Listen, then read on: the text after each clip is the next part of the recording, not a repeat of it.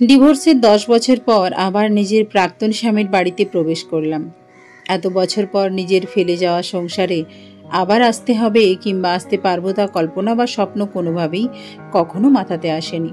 তার নতুন সংসার, নতুন বউ, এমনকি একটা ফুটফুটে মেয়ে ছিল। তার এই সুখের সংসারে আমার জায়গা না হওয়াটাই স্বাভাবিক ছিল। তবে সৃষ্টিকর্তার পরিকল্পনার কাছে সকল কিছু হার মেনে আবারও আমাকে আসতে হলো হৃদের বাড়িতে।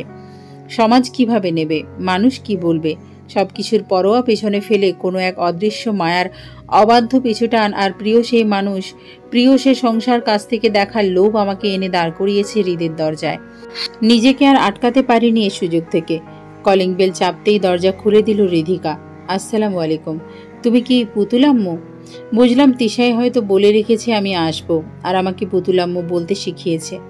হ্যাঁ, আমি পুতুলাম্মু। আসো আসো মা, ভেতরে আছে।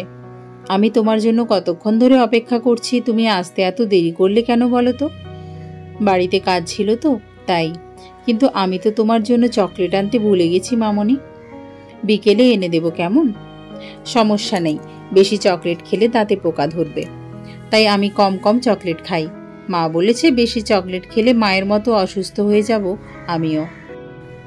রিধির সাথে কথা বলতে বলতে তিশার রুমে চলে আসলাম। রুমটা ঠিক তিশার বললে চলে না, রুমটা হৃদের, যে রুমে 10 বছর আগে আমি আর হৃদ থাকতাম। নতুন বউ সাজে এই রুমে এনে বসানো হয়েছিল আমায়। আজ বহু বছর পর আবার বসলাম সেই ঘরটাতে। আমাকে দেখে তিশা শোয়া থেকে উঠে বসল। রিধি বলছে, মা দেখো পুতুলাম্মু এসে পড়েছে। আপনি এসেছেন আপু? আমার যে কি ভালো লাগছে বলে বোঝাতে পারবো না। তা আন্টি, ওরা কেমন আছে? আছে ভালোই, এই বয়সে আর কেমন থাকবে। আসতে দেরি হলো, নতুন বাসা, সবকিছু গোছগাছ করে রান্না করে এসেছি। আবার সন্ধে চলে যাব। হঠাৎ কিছু একটা পড়ে যাওয়ার শব্দ কানে আসতেই তিশা সহ আমি ছুটলাম কি হয়েছে দেখতে। রান্নাঘরে আসতেই দেখলাম আমার শাশুড়ির হাত থেকে ভাতের হাঁড়ি পড়ে গেছে। আমার শাশুড়ি বলা চলে না এখন, যেহেতু আমার ডিভোর্স হয়ে গেছে। কি বলে সম্বোধন করব বুঝছি না। তিশা ধরে ধরে ওঠালেন ওনাকে। হৃদের মা হয়তো জানতো আমার আসার কথা, তবে আমার সাথে কথা বলতে ইতস্তত বোধ করছেন। তিশা অসুস্থ থাকার কারণে হয়তো ওনাকে এই বয়সে রান্নাঘরে বসতে হয়েছে। ভাগ্যের কি নির্মম পরিহাস! 10 বছর আগে আমি রান্না করে অফিস যেতাম, আবার অফিস থেকে এসে রাতে রান্না করতাম। খাবারটা গরম করেও খেতেন না আমার শাশুড়ি, আর সেই মানুষটা আজকে এই বয়সে রান্না করতে হচ্ছে। তিশা, তুমি ওনাকে নিয়ে রুমে যাও, বাকি রান্না আমি শেষ করছি। আপা, আপনি রান্না করবেন? তিশার উত্তরে ছোট্ট জবাব, সমস্যা নেই, অভ্যেস আছে। হৃদের মা আমার দিকে এক পলক তাকিয়ে শোক ছড়িয়ে নিল। তার চোখে মুখে অপরাধবোধের ছাপ স্পষ্ট। কথা বাড়ালাম না, তিশাও চলে গেল শাশুড়িকে নিয়ে। রান্না করতে করতে মনে পড়ল পাঙাশ মাছ হৃদের অনেক পছন্দের ছিল। পৃথিবীতে এত এত মাছ থাকা সত্ত্বেও তার প্রিয় মাছের তালিকায় একদম উপরের নামটাই ছিল পাঙাশ। যে কয় মাস এ বাড়িতে ছিলাম, সপ্তাহে 5 দিন কম করে পাঙাশ মাছ রান্না করতে হতো আমাকে। পাঙাশ মাছ ভাজা, পাঙাশ মাছের দো পেঁয়াজা বোনা, পাঙাশ মাছের রসা, আরও কতভাবে যে করতাম। আর হৃদ খেয়ে বলতো, তোমার হাতের পাঙাশ মাছ ঠিক তোমার মতোই স্বাদ। মনে করে ঠোঁটের কোণে নিজের অজান্তেই হাসি এসে পড়ল। রান্নাঘরের ফ্রিজ খুলে পাঙাশ মাছ খুঁজতে পেয়েও গেলাম। মুরগির মাংসের মতো সকল মশলা দিয়ে কষিয়ে রান্না করলাম। সচরাচর এইভাবে মাছ রান্না করা কমই হয়। রান্না শেষ করে রিধিকে গোসল করিয়ে বিকালে বাড়ি এসে পড়লাম। শত জোর করে তিশা খাওয়াতে পারেনি, বলে এসেছি কাল খাবো। এখন থেকে তো প্রতিদিনই আসতে হবে। হৃদের মা আর আমার সামনে আসেনি। হৃদের বাবা বিছানায় পড়া, শোয়া থেকে উঠতে পারে না একা কারো সাহায্য ছাড়া। ওই বাড়িতে হাঁসফাঁস লাগছিল অনেক। এত বছর পর নিজেকে হারানো সংসার কেমন এক অনুভূতি বলে বোঝানো সম্ভব না। 10 মিনিটের দূরত্বের বাসা। ওই বাড়ি থেকে আমি যে নতুন বাসায় উঠেছি তার। হেঁটে এসে ক্লান্ত হয়ে চেয়ারে বসে পড়তেই সামনে এক গ্লাস পানি ধরল। জানি এটা আর কেউ না, ঝিমের হাত। সবসময় বাইরে থেকে আসলে ঝিম পানি এগিয়ে দেয়, সকল কাজে হাত লাগায় আমার সাথে। আমি মানা করলেও করবেই। তার মতে আমার কষ্ট হয় সব একা করতে, তাই সে সাহায্য করলে আমার কষ্ট কম হবে। ঝিমের বয়স এবার 12 চলছে, আর কমাস পর 13তে পা রাখবে। বাড়ন্ত বয়সে উচ্চতা প্রায় আমার সমান হয়ে এসেছে, লক্ষ্মী একটা মেয়ে। অন্যথায় রিমের বয়স 10, বয়সে ঝিমের থেকে ছোট হলেও বেশ চঞ্চল। সারাদিন এটা সেটা খুঁটিনাটি করবেই। তবে এক একটা দিক দুজনের অনেক মিল। দুজনেই আমাকে ছাড়া ঘুমোতে পারে না, আমাকে ছাড়া খাবার খাবে না, এই অভ্যাসগুলোতে তারা একমত। মা কখন এলে? আর ওই আন্টিটার শরীর কেমন? সারাদিন কি কি করেছ? রিমের এত প্রশ্নে বিরক্ত হয়ে ঝিম বলল, আহ রিম, শুরু হয়ে গেছে তোর বকবকানি। মা মাত্র এসেছে, ফ্রেশ হবে, খাবে, তারপর তো শুনতে পারবি। না বাবা, আমার তোর মতো এত ধৈর্য নেই। রিম, তুমি আবার আপুকে তুই করে বলেছ? আমার চোখ পাকানিতে হালকা চুপসে গেল রিম। সব শেখাতে পারলেও এই জিনিসটা কিছুতেই রিমকে আয়ত্ত করাতে পারিনি। সে ঝিমকে তুই করে বলে বারবার। এতে অবশ্য ঝিম কোনো আপত্তি করে না, তবে আমি বকা দিই। থাক না মা, আমারই তো বোন, তুই বললে কিছু হবে না। হয়েছে, এতক্ষণ তো দুইজন ঝগড়া করছিলে, যে আমি বকা দিলাম এখন বোনের পক্ষ ধরা হচ্ছে, তাই না? খাবারের টেবিলে পাঙাশ মাছ এভাবে রান্না হতে দেখে বেশ চমকালো হৃদ, তবে কিছু জিজ্ঞেস করলো না কাউকে। রিধিতাও খাবারটা বেশ মজা করে খেয়েছে। তৃষা খেয়াল করতে আনমনে কিছুটা একটা ভেবে হাসলো। পরক্ষণেই মুখে এক অনিশ্চিত ছাপ পড়ল, চোখের কার্নিশ বেয়ে 2 ফোঁটা জল গড়িয়ে পড়ল। মুহূর্তে তা হাত দিয়ে মুছেও নিল, যা সকলের আড়ালেই থেকে গেল। কুয়াশা ঘেরা শীতের সকাল। শীতকালটায় সকাল সকাল কুয়াশাতেই ডাকা থাকে। সূর্যের দেখা খুবই কম মেলে। এই দরুন দিনে কয়েক ঘন্টা মাত্র সূর্য ওঠে। শীতের এই সকালটাতে হাঁটতে আমার ভীষণ ভালো লাগে। গায়ে চাদর মুড়ি দিয়ে তাই হেঁটে চলেছি। পুরনো শহর, তবে তা এখন নতুনের মতোই লাগছে। অনেক বছর পর আসতে সব পরিচিত, কিছু অপরিচিত লাগছে। বদলেও গেছে অনেক কিছু। একদিন যে কারণে শহর ছেড়েছিলাম, আজ এত বছর পর আবার সে কারণে আসতে হলো। 3 মাস আগের কথা। দুপুরবেলা কে আসলো রে রিম? দেখ তো, আমার হাতে রান্না। আচ্ছা মা, দেখছি। এটা পুতুল আপার বাসা? হ্যাঁ, কিন্তু আপনি কে? তুমি আমাকে চিনবে না আন্টি, তোমার মায়ের সাথে কথা আছে। আচ্ছা, ভেতরে এসে বসুন। রিমের কথায় একজন ভদ্রমহিলা ভেতরে প্রবেশ করলো। রিম দৌড়ে রান্নাঘরে এসে হাঁপাতে হাঁপাতে বলল, মা, কে জানি এক আন্টি তোমাকে খুঁজছে। বলল, কি জানি, জরুরি কথা আছে, অনেক দূর থেকে এসেছে। ঠিক আছে, আমি আসছি। রুমে এসে আমি যা দেখলাম তা কখনোই ভাবতে পারিনি। আমার বাসায় তৃষা, কিন্তু কেন তুমি হঠাৎ এখানে? আমার প্রশ্নে তৃষা দাঁড়িয়ে গেল। আমি একটা চাওয়া নিয়ে আপনার কাছে এসেছি, প্লিজ আমাকে ফিরিয়ে দিবেন না। বসো, বসে কথা বলো। রিম, বড়দের কথার মাঝে থাকতে হয় না, মা তোমাকে শিখিয়েছি না?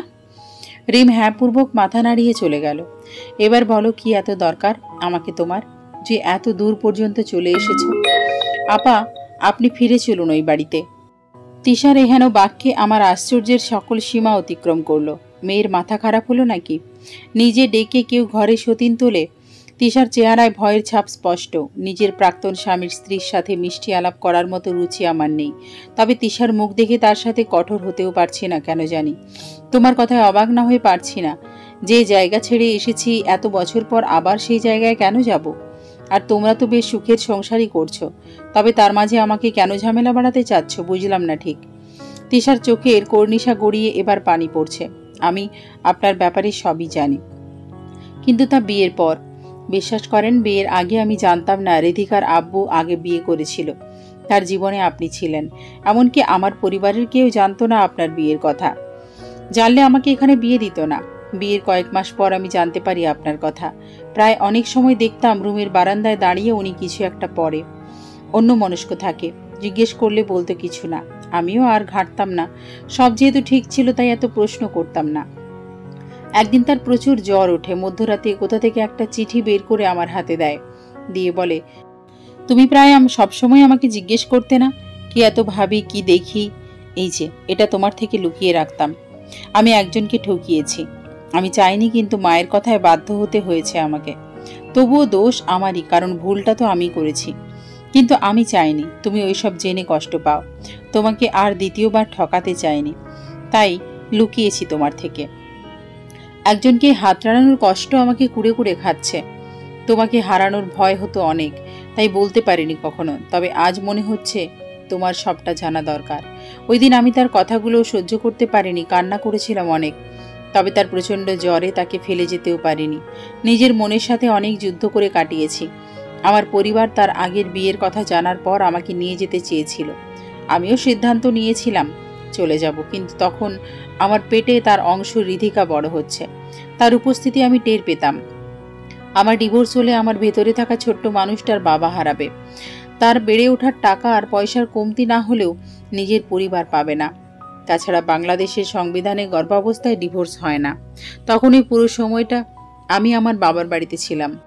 হৃদিকার আব্বু অনেক চেষ্টা করেও আমার সাথে দেখা করতে পারেনি। তার সামনে আমি যেতাম না। দিনের পর দিন আমাদের বাড়িতে এসে বসে থাকতো। কিন্তু যেদিন আমার রিধিমণি পৃথিবীতে আসে, সেদিন কি মনে করে আমি নিজেই ওনাকে কল করি, আমাকে হাসপাতালে নিয়ে যাওয়ার কথা বলি। আমার কল পেয়ে সে এক মুহূর্ত দেরি করেনি সেদিন। তারপর আস্তে আস্তে সব মানিয়ে নিই নিজের মেয়ের কথা চিন্তা করে। তবে এখনও সে আপনার দেওয়া সেই শেষ চিঠিটা পড়ে মাঝে মাঝে। আমি দেখেও ঘুমের ভান করে থাকি। আমি কখনো আপনার জায়গা দখল করতে চাইনি, করিও নি। তারপর 3 বছর আগে আপনাকে চিড়িয়াখানায় দেখেছিলাম। আমি না রিধির আব্বুই প্রথম দেখে।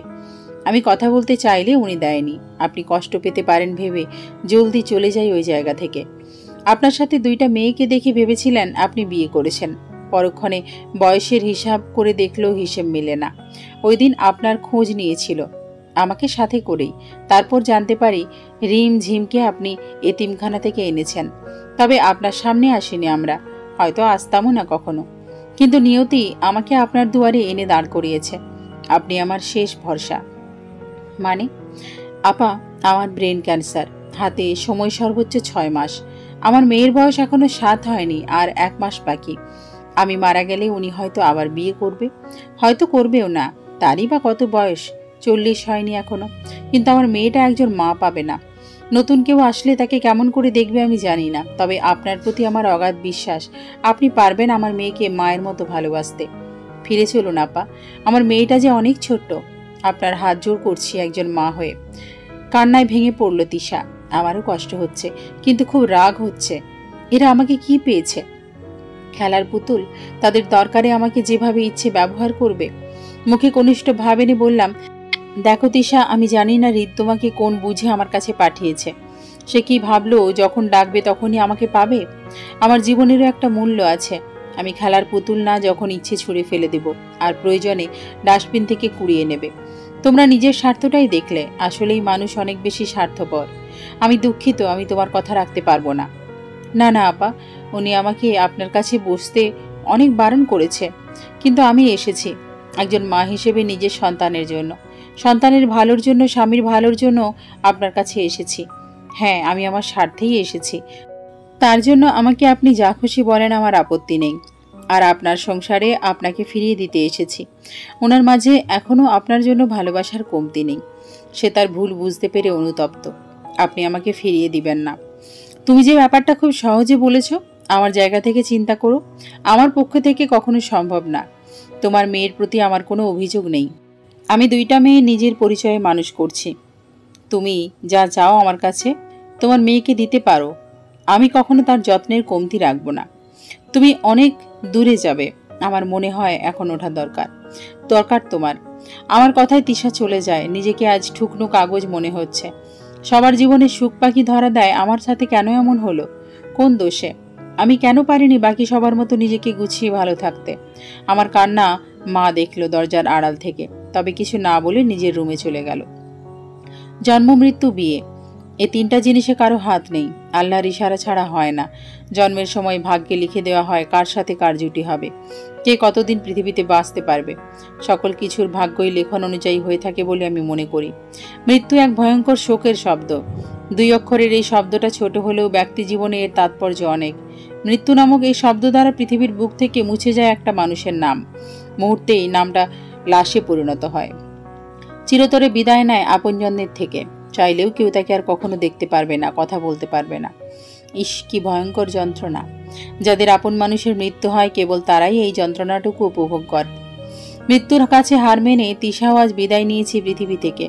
10 বছরের নিজের হাতে গড়ে তোলা প্রিয় সংসারের মায়া ত্যাগ করে 7 বছরের ছোট বাচ্চাটাকে রেখে বিদায় হয়ে গেল। যদি কোনো উপায়ে মৃত্যুটা পিছিয়ে দেওয়া উপায় থাকতো, সকলে হয়তো তাই অনুসরণ করত পৃথিবীতে আরও কিছুদিন বাঁচার জন্য। কিন্তু দুর্ভাগ্যবশত তেমন কোনো উপায় কারোর জানা নেই। তিশার মৃত্যুতে রিধি কান্না করে যাচ্ছে অঝরে। কেউ সরাতে পারছে না লাশের পাশ থেকে তাকে। তিশার মা বাবা বৃদ্ধ, তারাও কান্না করে যাচ্ছে। মা বাবার আগে সন্তানের মৃত্যু, এই বিষয়টা অনেক বেশি বেদনাদায়ক একজন বাবা মার কাছে। তবুও সৃষ্টিকর্তার সিদ্ধান্ত মেনে নেওয়া ছাড়া কোনো উপায় নেই কারো হাতে। হৃদও অনেকবার রিধিকে নেওয়ার চেষ্টা করেছিল লাশের পাশ থেকে, কিন্তু পারেনি। আমি অবশ্য হৃদকে দেখিনি, হৃদের সামনে যায়নি আজ পর্যন্ত। হৃদের মা বাবাও হয়তো রুমে বসে কাঁদছে, তবে তা দেখার বিন্দুমাত্র ইচ্ছে আমার করছে না কেন জানি। তবে তিশার মৃত্যু আর হৃদিকার আহাজারি কান্না বারবার বুকের ভেতর নাড়া দিয়ে উঠছে। অবশেষে গোসলের জন্য মহিলারা লাশ নিতে এলো, তবুও হৃদিকে সরানো যাচ্ছে না কোনোভাবে। পরক্ষণেই মনে পড়ল তিশা মৃত্যুর আগে তার মেয়েকে আমার কাছে রেখে গেছে, আমাকে ভরসা করে। হৃদি, ছোট করে ডাকলাম। হৃদি আমার বুকে ঝাঁপিয়ে পড়ে কান্না করছে। আমার চোখের পানিও আর আটকে রাখতে পারলাম না। পুতুলাম্মু, মা কেন চলে গেল? মা তো বলেছিল আমি তোমার সাথে থাকলে মা সুস্থ হয়ে যাবে। তুমিও আমার আরেক মা। আমার নাকি দুইটা মা? আমি তো মায়ের সকল কথা শুনেছি, তোমাকে পুতুলাম্মু ডেকেছি, ঠিকমতো খাবার খেয়েছি। তাহলে মা কেন চলে গেল? দুইটা মা থেকে এখন শুধু তুমি একটা মা আছো, আর একটা মা তো চোখই খুলছে না। হৃদিকার ছোট মনের নিষ্পাপ কথাগুলো যে কারো হৃদয়ে দাগ কেটে যাবে। আমি তার মা, সে আমাকে মা বলছে, সুতরাং তাকে সামলানোর সকল দায়িত্ব এখন আমার। কাঁদে না সোনা বাবু আমার, মায়ের তো অনেক অসুখ ছিল, এখানে মায়ের কত কষ্ট হতো দেখনি তুমি? হৃদি হ্যাঁ পূর্বক মাথা নাড়ালো। এই তো আমার ছোট্ট মামনিটা বুঝেছে মায়ের কষ্ট কি তোমার ভালো লাগতো বলো? তাই তো আল্লাহ মাকে তার কাছে নিয়ে গেছে, এখন আর কষ্ট হবে না মায়ের। দেখো মা ঘুমাচ্ছে কত শান্তিতে, ব্যথায় কান্না করছে না এখন আর। তাই তো মাকে আল্লাহর কাছে নিয়ে গেছে। আজকে সন্ধ্যায় দেখবে আকাশে তারা হয়ে মা তোমাকে দেখবে। তুমি এভাবে কান্না করলে মা তো তখন আবার কষ্ট পাবে। তুমি কি মাকে কষ্ট দেবে বলো? মায়ের কষ্ট আর আমার একদম ভালো লাগে না। আমি কান্না করব না, আমার একটা মা তো আছেই। হৃদিকে অনেক কষ্টে সামলে নিলাম। জানাজা শেষে সকলে যার যার বাড়ি চলে গেল। হৃদিকে আমি আমার সাথে নিয়ে এসেছি। সারাদিন খাওয়া হয়নি তার, এটুকু একটা মেয়ে, অনেক বুঝিয়ে শুনিয়ে খাবার খাইয়ে দিলাম। হৃদির নানুরা চলে যাবে আজকে এই সন্ধ্যায়, তারা চেয়েছিল হৃদিকে তাদের সাথে নিতে। পরে হৃদ নাকি রাজি হয়নি, আর তিশা হৃদিকে আমার দায়িত্বে রেখে গেছে। সব বুঝিয়ে বলার পর তারা আর নিয়ে যাওয়ার জন্য জোর করেনি। এ সকল ঘটনা আমাকে এক পড়শি শোনালো। আমি কোনো উত্তর দিলাম না, শুধু শুনেই গেলাম। অনেকে আবার আমাকে নিয়েও কথা ওঠাচ্ছে, এত বছর পর নাকি আমি আবার ফিরে আসলাম তার সংসারে। আমার কোনো আত্মসম্মান নেই নাকি, নানা ধরনের কথা। তবে লোকের কথায় কোনো জবাব দেওয়ার মতো মন মানসিকতা আমার নেই। কিন্তু সময় চুপ থাকা শ্রেয়। সময় মতো তারা নিজেদের উত্তর পেয়ে যাবে, শুধু কিছু সময়ের অপেক্ষা। তখন তারাই আবার আমার গুণগান গাইবে। এটাই লোকের কাজ, তাই আমি বরং এখন চুপই থাকি। বাংলাদেশের অর্থনীতি খাতকে সচল রাখতে ব্যাংকের, এরপরই এনজিও সংস্থার ভূমিকা অপরিসীম। তবে এ সংস্থার কর্মীদের একটা জ্বালা তো হচ্ছে, কয়েক বছর পর কাজের সুবিধার জন্য এক এক জায়গায় ট্রান্সফার করা হয়। 10 বছর আগে যে চাকরির জন্য এই শহর ছাড়তে হয়েছে, 10 বছর পর আবার সেই চাকরির জন্য এই শহরে ফিরতে হলো। তবে এতে তিশার হাত আছে বলে মনে হয়। ওই দিন তিশা বাড়ি থেকে চলে আসার পর কান্না করেছিলাম অনেক। মা কি যেন বুঝে কি গিয়ে বলল, তুই কি আবার ফিরে যাবি? হৃদের সাথে কথা বলে দেখবি একবার। মায়ের কথায় আশ্চর্য হওয়ার কিছু নেই, প্রতিটা মাই চায় তার মেয়ের একটা সংসার হোক। যেহেতু এই কয়েক বছরে আমি অন্য কোথাও বিয়ের জন্য রাজি হইনি, তাই মা এমন কথা বলতেই পারে। যতই হোক মায়ের মন তো। যে সংসার ছেড়ে চলে আসতে হয়েছে একদিন, আমার বাবা আমার যে সংসার দেখে যেতে পারেনি, আমি সে সংসারে ফিরে যাই, তাকে তুমি চাও মা?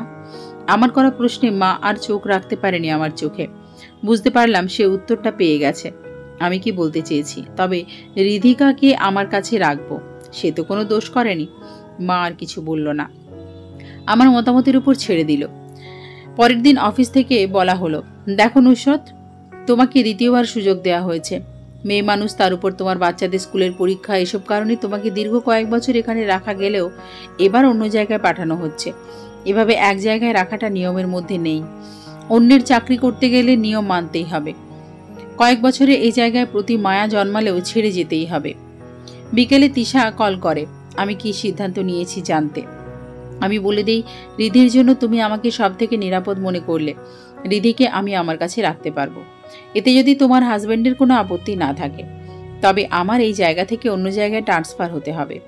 আমার সাথে নতুন জায়গায় থাকতে হবে হৃদিকাকে। কিছু মনে না করলে একটা কথা বলি, কোনোভাবে যদি আমাদের বাড়ির কাছাকাছি আসতে পারেন, তাহলে হৃদি মাঝে মাঝে তার বাবার কাছেও যেতে পারত।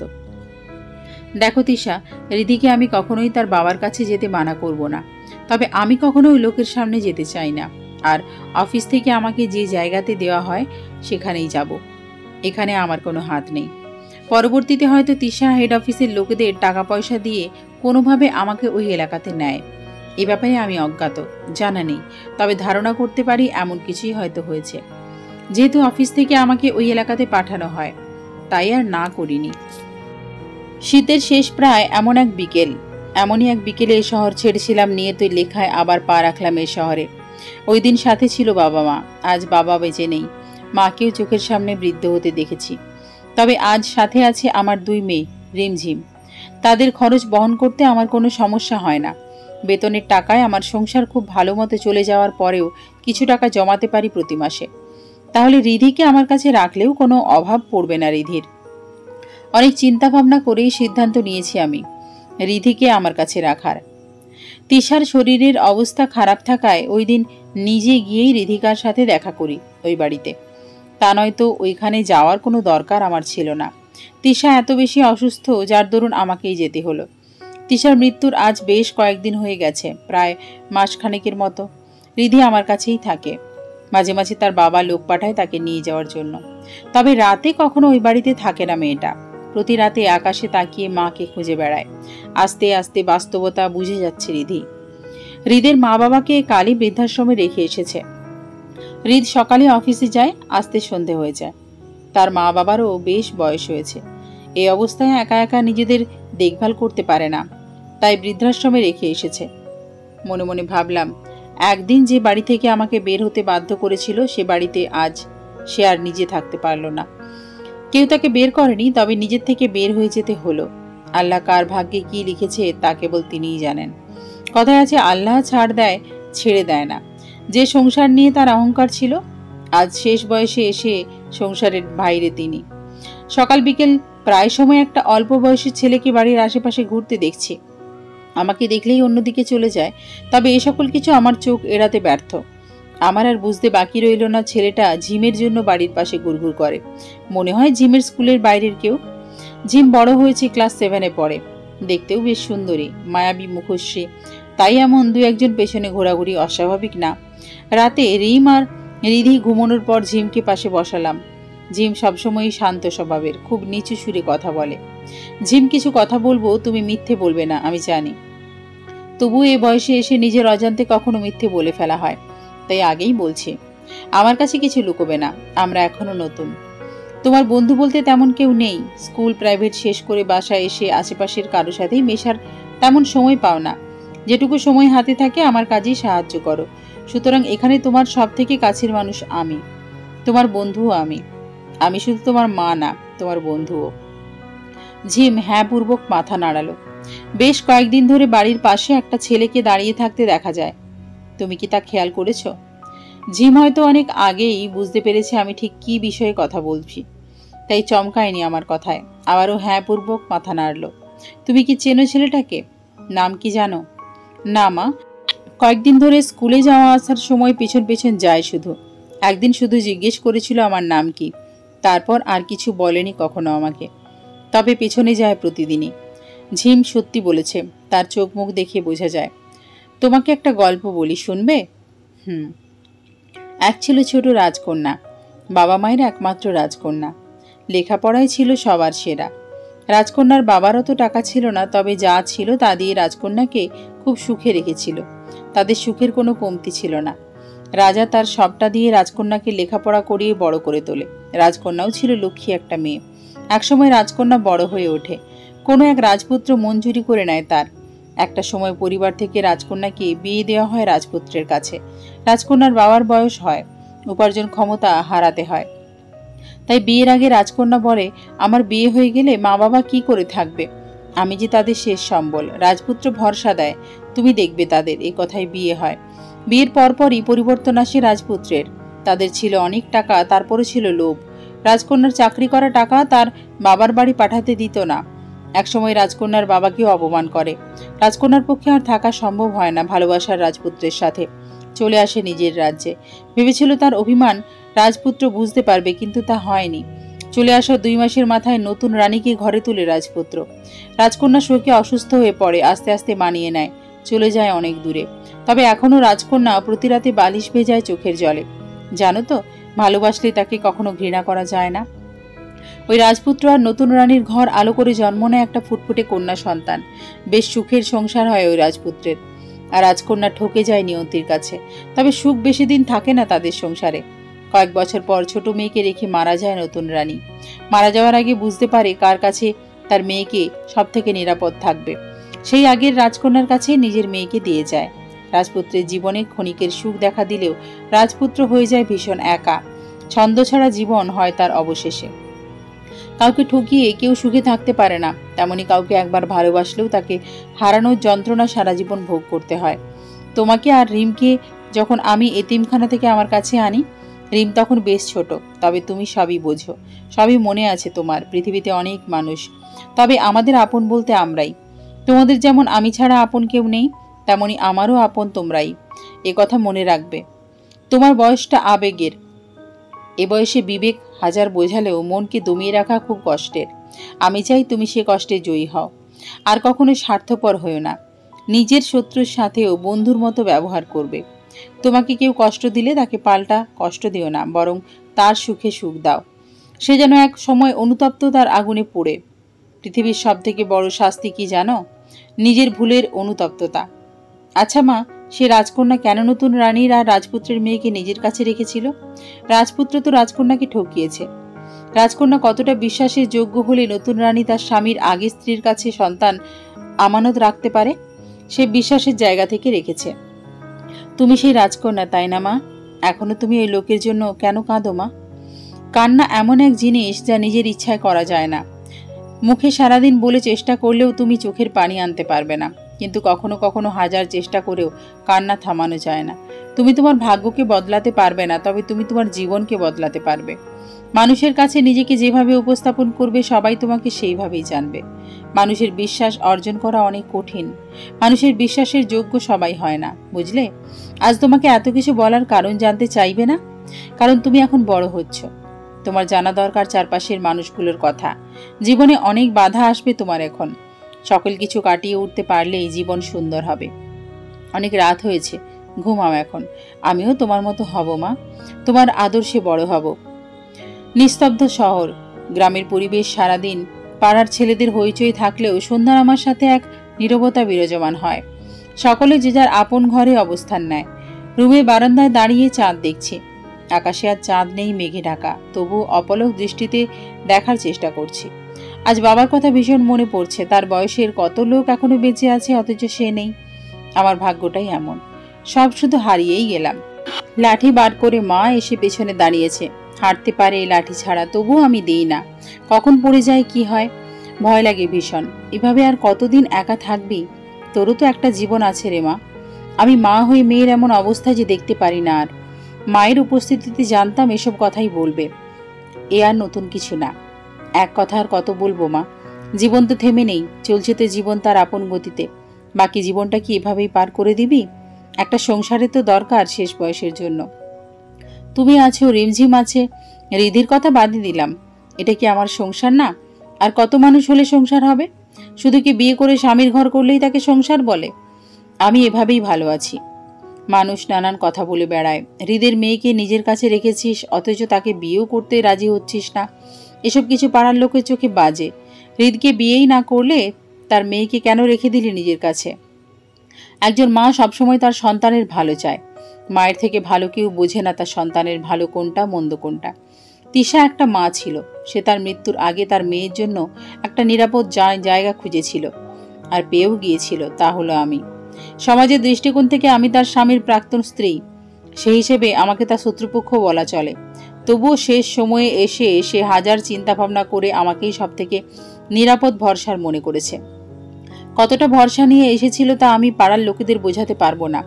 তিশার সে ভরসার জায়গা থেকে আমি খানিকের জন্য হৃদের দায়িত্ব নিয়েছি। তিশা জানতো তার মেয়েকে হয়তো আমি এমন শিক্ষায় বড় করতে পারবো যেন সে মানুষের মতো মানুষ হতে পারে। সে জায়গা থেকে রিধিকে আমার কাছে রাখা। আর কি বলছো? বাইরের মানুষ নানান কথা বলে। যখন তোমার সাথে কোনো অন্যায় করা হয় তখন বাইরের মানুষ কোথায় থাকে? তখন তো তারা তোমার পক্ষ নিয়ে একটাও কথা বলবে না, প্রতিবাদ করে না। তাহলে এখন তারা এত কথা বলার মানে নেই। আর সংসার, আমি বিয়ে না করেও আমার সুন্দর একটা পরিবার আছে। অথচ যে আমার সাথে অন্যায় করেছিল সে দুটো বিয়ে করেও আজ কোথায় তার সংসার? মা বাবা বেঁচে থেকেও কাছে নেই, একমাত্র মেয়েটাও কাছে নেই। ছন্দ ছাড়া জীবন উপভোগ করছে এখন সে। সুতরাং আমাকে এসব কিছু বিষয়ে বলো না, ভালো লাগে না আর। এভাবেই আমি সুখে আছি। হ্যাপি বার্থডে আমার ছোট মা। Happy birthday to you Ridhimoni. কত বছর পর সেই চিরচেনা প্রিয় কণ্ঠ কানে আসলো। আজ রিধিকার 10তম জন্মদিন। কেটে গেছে আরও 3 বছর। মেয়েটা বুঝতে শিখেছে অনেক কিছু। বয়সের তুলনায় অনেক বেশি ম্যাচিওর রিধি অন্য বাচ্চাদের তুলনায়। এ কয়েক বছরে অনেক কিছু পরিবর্তন হয়েছে, আবার অনেক কিছু আগের মতোই আছে। রিধি নিয়মিত বাবার কাছে যায়, আবার বাবার কাছে আসে। একা একা যাওয়া আসা করতে পারায় এতে আর অসুবিধে হয় না। মাঝে মাঝে বাবার কাছেই ঘুমায়। এটা অবশ্য আমি শিখিয়েছি, কারণ আবার কখন আমার চাকরির জন্য অন্য স্থানে যেতে হয়, তখন তো রিধিকে আমার সাথে নিয়ে যেতে পারবো না। হৃদও যে বিয়ে করেনি আর, একা একা এখন চলতে পারলেও কয়েক বছর পর তার পাশে রিধিকে খুব প্রয়োজন হবে। সেই সময়টা হৃদ বুঝতে পারবে আমি ঠিক কী কারণে তার সংসার করতে পারিনি। তাই আগে থেকে আমি রিধিকে তার জন্য প্রস্তুত করছি। আমার বিশ্বাস রিধি পারবে, সেইভাবেই তাকে আমি তৈরি করছি। রিমঝিমও আগের থেকে বড় হয়েছে। আমার 3টা মেয়েকেই যথেষ্ট প্রতিবাদী করে গড়ে তোলার চেষ্টা করেছি। কোনো অন্যায়ের কাছে মাথা নত না করতে শিখিয়েছি, তারাও ঠিক সেইভাবেই গড়ে উঠেছে। রিধি এখন আর আমাকে পুতুলাম্মু বলে না, রিমঝিমের মতোই মা বলেই ডাকে। মা ডাকের মধ্যে একটা তৃপ্তি আছে। সন্তান গর্ভে না নিয়েও আমি 3 সন্তানের মা হতে পেরেছি, এর থেকে সৌভাগ্য আর কি হতে পারে। এতেই আল্লাহর কাছে শুকরিয়া। মা হাঁ করো, কেক নাও। রিধির কথায় হুঁশ ফিরল। মেয়েটাকে আজ লাল পরীর মতো লাগছে। গায়ের রং দবদবে সাদা না হলেও লাল জামায় বেশ লাগছে তাকে। হুবহু হৃদের ফটোকপি চেহারা। মুচকি হেসে মুখে কেক নিলাম। প্রতি বছর ছোট করে কেক কাটা হলেও এবছর বেশ বড় করে অনুষ্ঠান করেছি জন্মদিনের। রিধি অনেকটাই বোঝে। তার বাবাকে কখনো এ বাড়িতে আনার আবদার করে না, তবে এবার বলেছিল মা বাবাকে আসতে বলি, সবাই থাকবে একসাথে কেক কাটবো, আর বাবার সাথে আলাদা করে কেক কাটবো কেমন যেন লাগে। এটুকু মেয়েকে আমি আর না করতে পারিনি। সেই সুবাদে আজ হৃদেরও এ বাড়িতে আসা। কতগুলো দিন পর প্রিয় মুখটা। ভিতরটা কালবৈশাখী ঝড় বয়ে যাচ্ছে। বাচ্চারা সবাই যে যার মতো মজা করছে। সবাই নিজেদের নিয়ে ব্যস্ত। দাঁড়িয়েছিলাম ঘরের এক কোণে। হৃদ নিজের ভেতর হাজারটা সংকোচ নিয়ে সামনে এসে দাঁড়ালো আমার। নিজের অজান্তেই একবার তাকিয়ে দেখলাম হৃদের মুখশ্রীর দিকে। সাথে সাথে চোখ সরিয়ে নিলাম।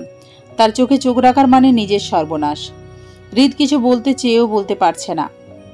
আমি পাশ কেটে চলে যাব ঠিক তখনই ভাঙা ভাঙা কণ্ঠে বলল, কিছু কথা বলার ছিল, সময় হবে কি?